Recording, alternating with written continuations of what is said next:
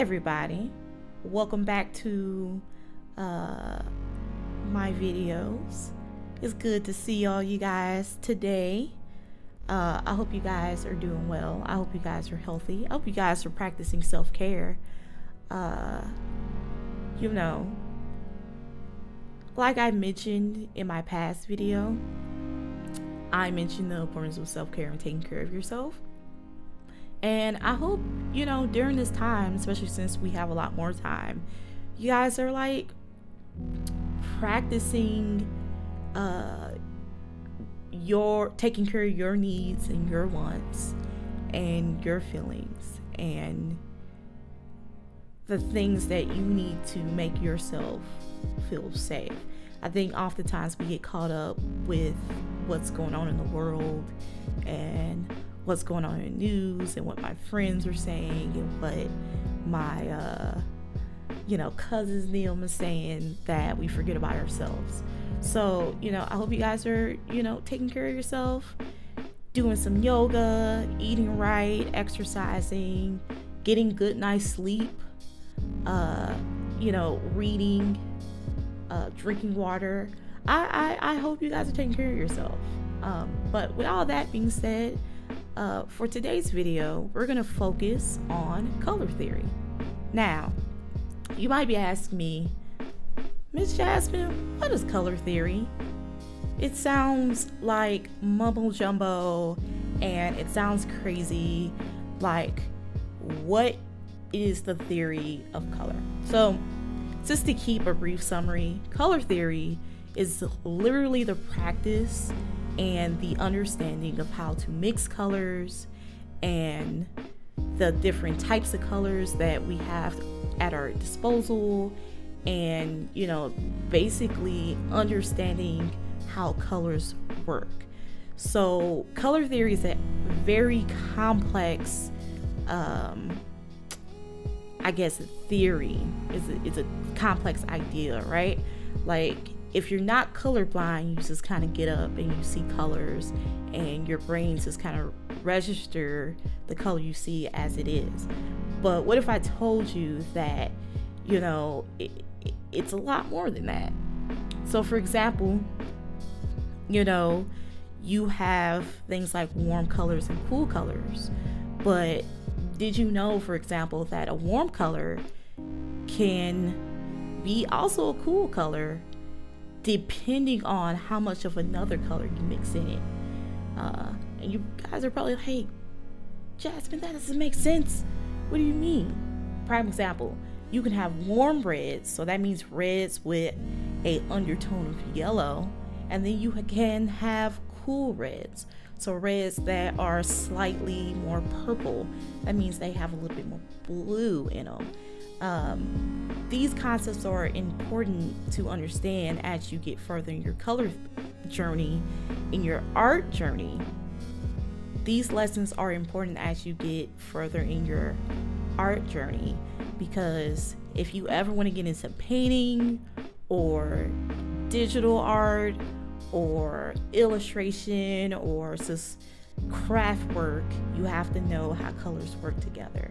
So with that brief introduction, we're going to go further into some more definitions as we go more into the video. As we go on, go ahead and make yourself comfortable. Find you a snack, find your friend, go grab a parent, or if you are a parent, go grab a kid. If you're a parent, brew you a cup of coffee. If you're a kid, you only get juice. You only get juice or water. No Java for you. All right, maybe a little bit of Java. And sit back and relax and enjoy this video. All right, so just a disclaimer, you do not need exactly what I have in my video. Do what is affordable and acceptable for you. I never want anybody to go broke just to copy what I am doing. So do what is best for you. Now, the first thing we're going to talk about is watercolor paper. Now, you don't exactly have to get the brand that I am holding up, but when you are practicing watercolor, you do want to find a paper that is very absorbent. So you want a watercolor paper that can take in a lot of water and allows you to blend and experiment freely without tearing up or messing up. Next, you just need regular erasers. If you mess up, that's what you need, an eraser.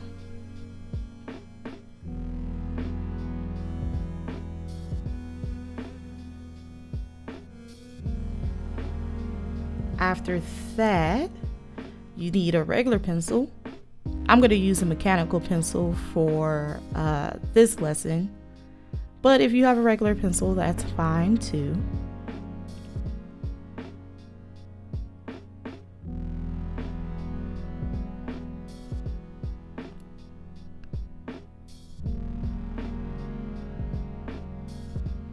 Now, you need some type of painting palette. So I'm going to show you 3 different paint palettes. First one is a Crayola palette. The next paint palette is a Paul Rubin, which is his watercolor paints. Nothing special about that. Fairly standard. You can order these off of Amazon if you're interested.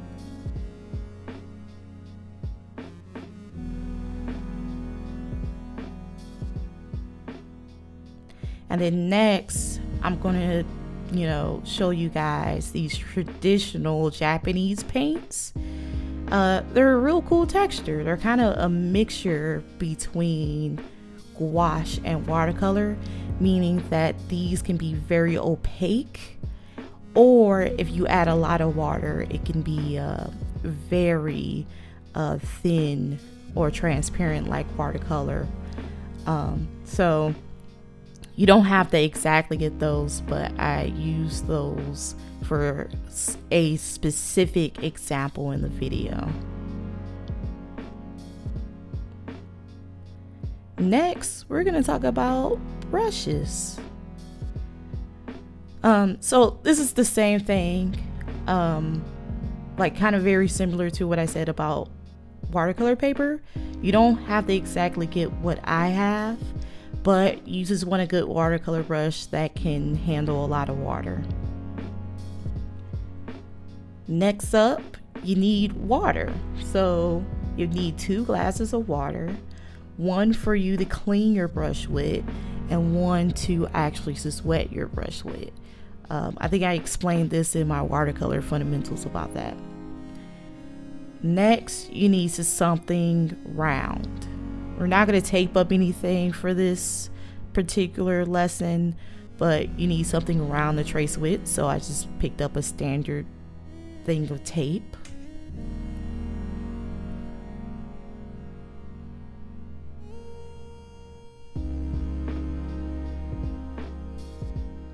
And then last but not least, you need a ruler.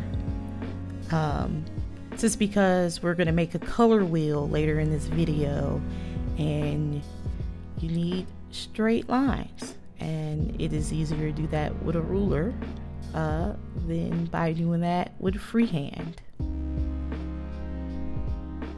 So for our first example about color theory, we're going to talk about warm and cool colors. So typically your warm colors are colors like orange, yellow, red. When you think about warm colors, think of hot, spicy, think of temperature, think of a warm temperature. It reminds you of something warm.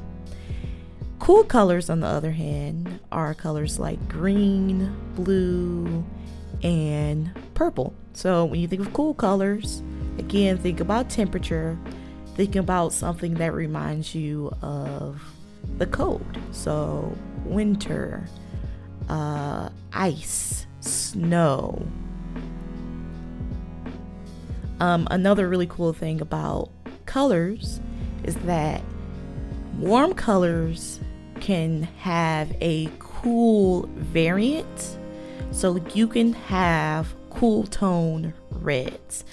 And basically all that means is that you can have a red that has a undertone of blue.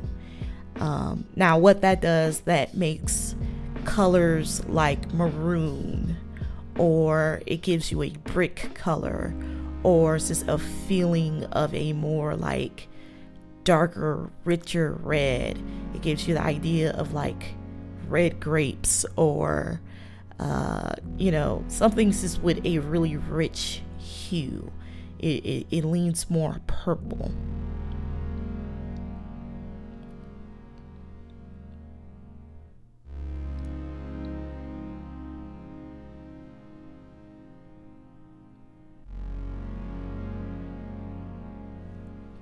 Likewise, you can have warm greens.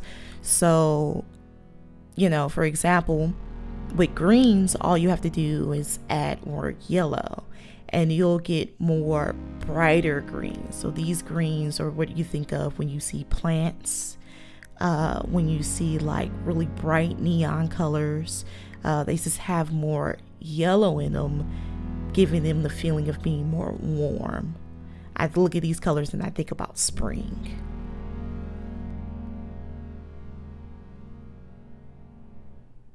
So, as you see, I have switched to a different palette. I switched over to my traditional Japanese paints. Now, the reason I did this is because these paints are more gouache-like.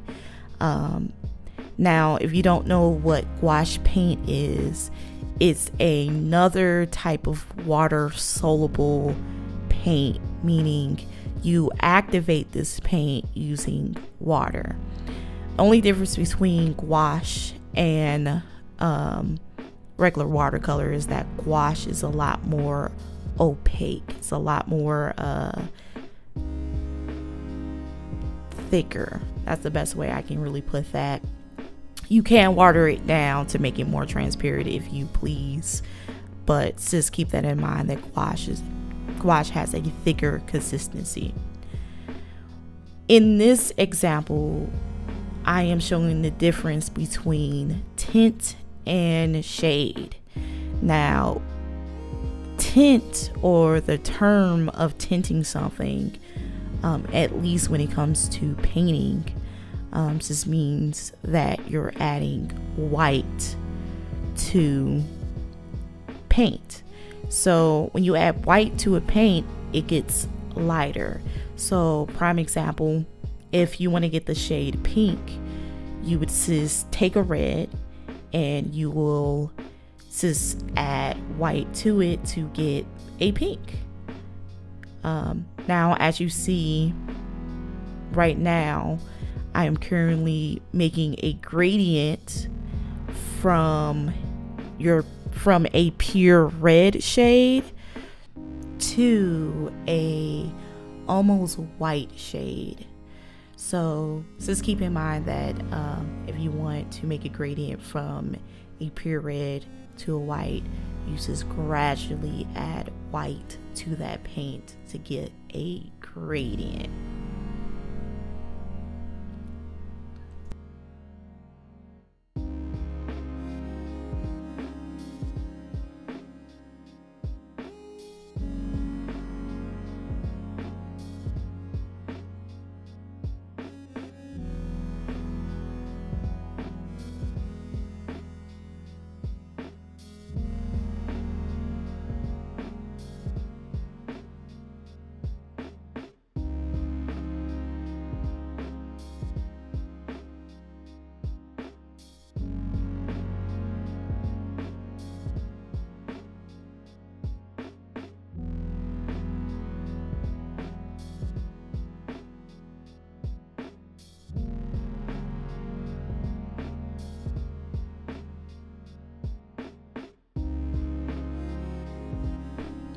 Now for the next parts of this example, I'm going to use a green, and I will be gradually adding black to this green. Now, the interesting part about this technique is that a lot of people who paint, this is typically how they get their dark shadows, because a lot of people don't actually like using black to add shade or shadows to anything. They like to actually mix colors to get a darker shade.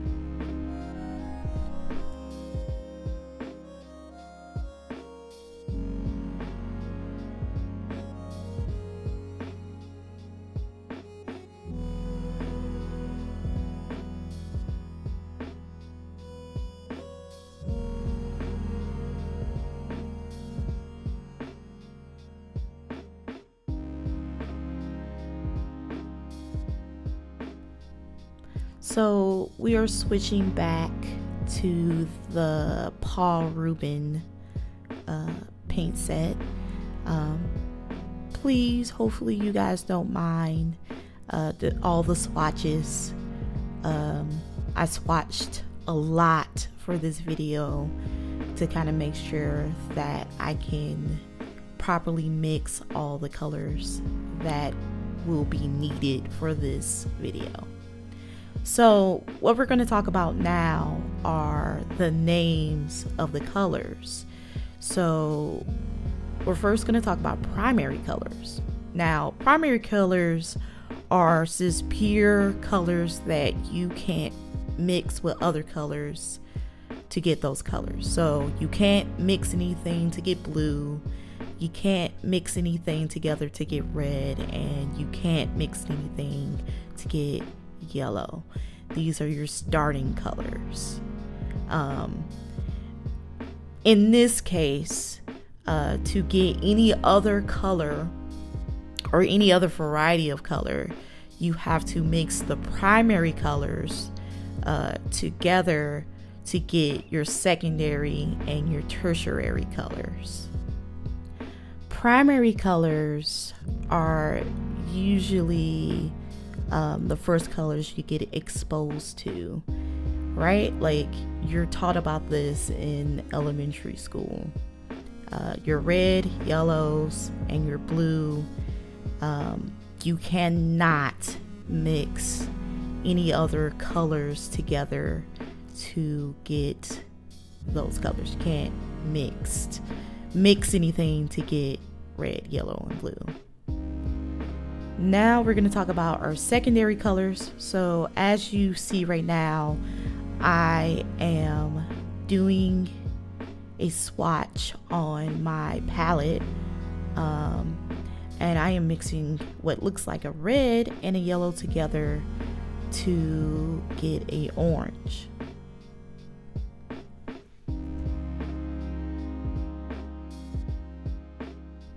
So your secondary colors are colors like orange, green, purple.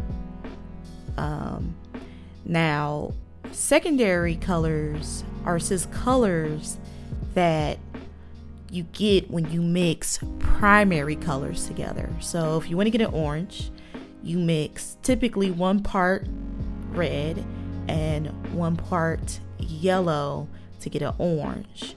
And if you want green, you mix 1 part blue and 1 part yellow to get a green. And with purple, same thing. You mix 1 part red and 1 part blue to get purple. So those are basically your secondary colors. Your secondary colors are orange, green, and purple.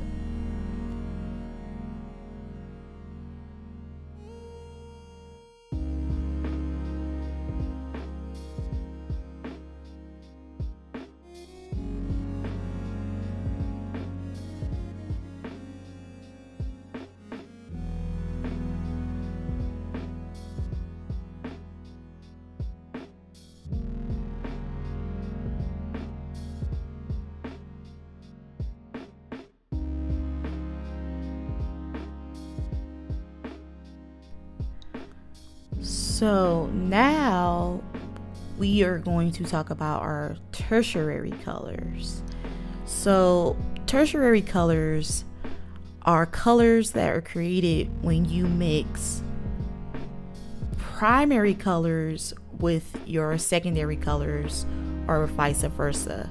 So prime example, you want a red orange. What you would do, you would already have an orange and you would just add a little bit of red to that, thus getting a redder orange. If you want a yellow orange, same thing. You would have an orange that is mixed with red and yellow, and then you would add more yellow to that to get a yellow orange. This is how you complete your color wheel and get a vast variety of colors. This is why you can look at a particular pack of crayons or paints and you can have like 5 different blues or 5 different reds, because there's this variance of secondary and primary colors. They are colors that have literally been mixed with other colors to get that shade.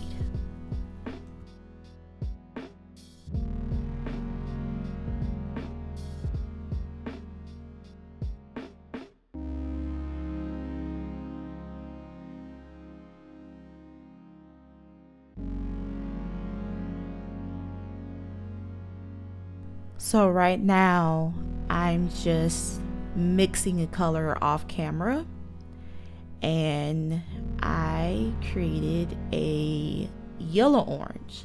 So again, as you see, that's an orange that so happens to have more yellow than red in that mixture, thus making a yellow orange.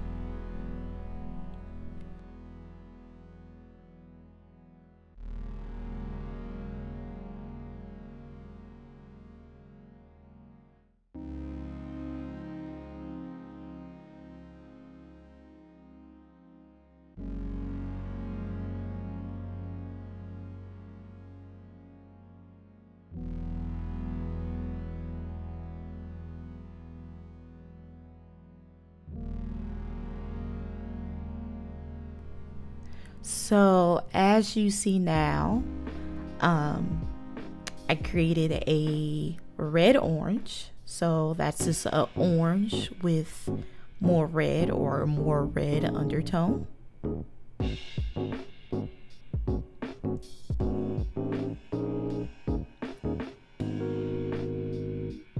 I made a green yellow or yellow green. So again, that's a green that has a little bit more yellow to it.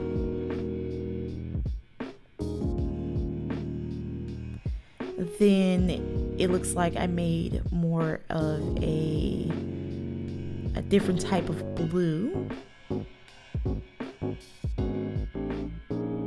And this just goes on. So again, you're just literally mixing your secondary colors with your primary colors. And this is how you get your variety. So, you know, when you ever get a new palette, don't be afraid to swatch. So what we're gonna do now, we're gonna create our color wheel. So as you see, I trace my circle. And I am going to draw my lines that divide my color wheel up. I think I divided into 12s because there are 12 colors in a typical color wheel. It can get more complex than that if you really wanted to, but for the sake of this lesson, we're just gonna leave it to 12 colors. So the first thing that we're gonna do is paint our primary colors, because our primary colors set the tone of the colors that we are going to mix next. Really, your color wheel is a tool to see the relationship between each color.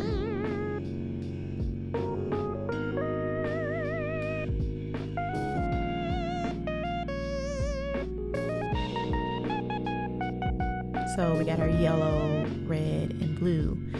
Now we're mixing our secondary colors, which is our orange, purple, or violet. It's up to you. I say purple because it's purple, and green. Then we're putting in our tertiary colors. So that was a yellow orange. Then we have a red violet or red purple, a yellow green,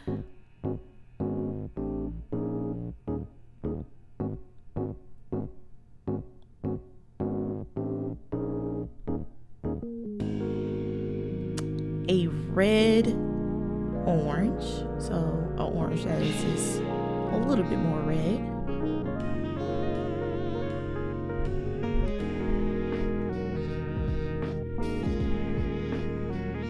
and I'm just kind of mixing colors together.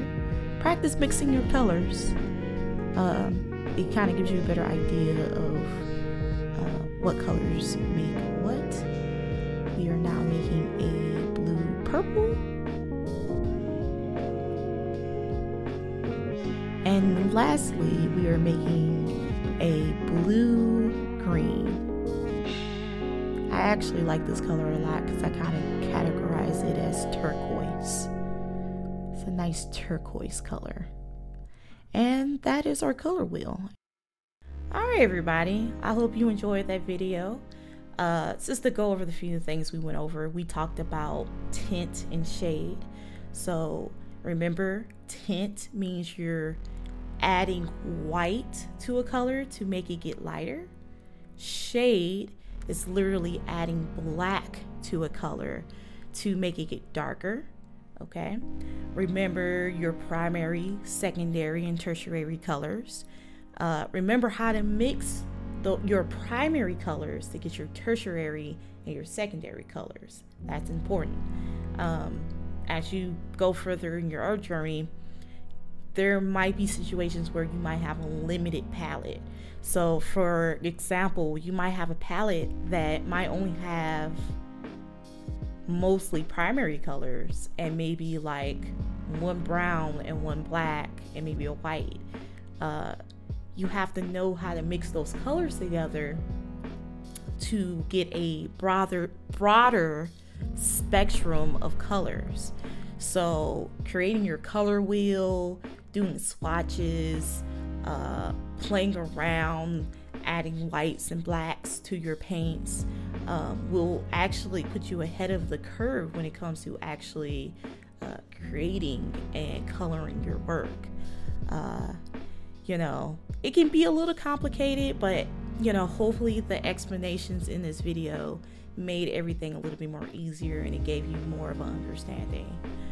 So with that being said, that's the end of our video. If you have questions, feel free to email us at gotquestions@bgcstl.org. I'll repeat that, making sure that's real clear. Contact us at gotquestions@bgcstl.org. I hope you guys take care of yourself, stay safe, stay healthy, practice mental health, drink water, pay your taxes, and we'll see you some other time.